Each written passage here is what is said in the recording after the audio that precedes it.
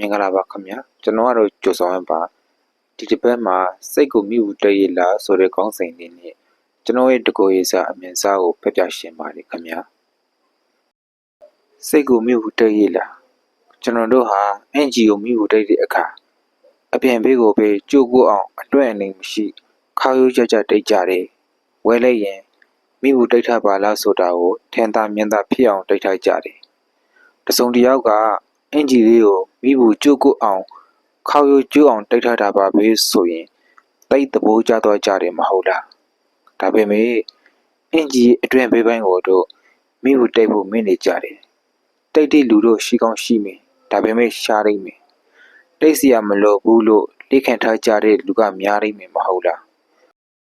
ကျွန်တော်ရဲ့အသည့်တယောက်ဆိုရင်သူမိဘူးတိတ်ရင်အင်ဂျီအပြင်ဖေးတဲ့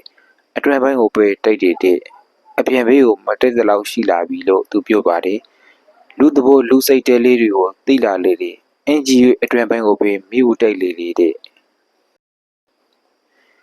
ကျွန်တော်တို့အင်ဂျီရဲ့အတွင်ပိုင်းကိုမိဘူးတိတ်မှမဟုတ်ပါဘူးတနေ့တာတော့လာလှုပ်ရှားပြီးလို့အင်ဂျီလေးကိုရှို့တဲ့အခါ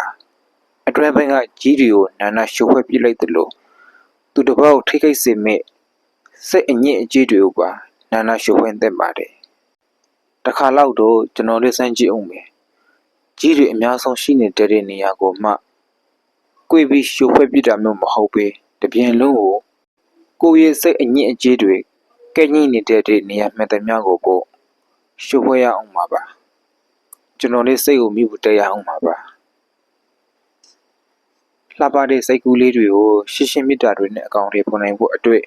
အစားအစာအရာအပြင်ကျင်းမာရေးတွေလည်းပုတ်ကျူးစိန်နေကြပါစေခင်ဗျာကျင်းမာပါစေပျော်ရွှင်ပါစေနှလုံးစိမ်ဝင်အေးချမ်းကြပါစေခင်ဗျာ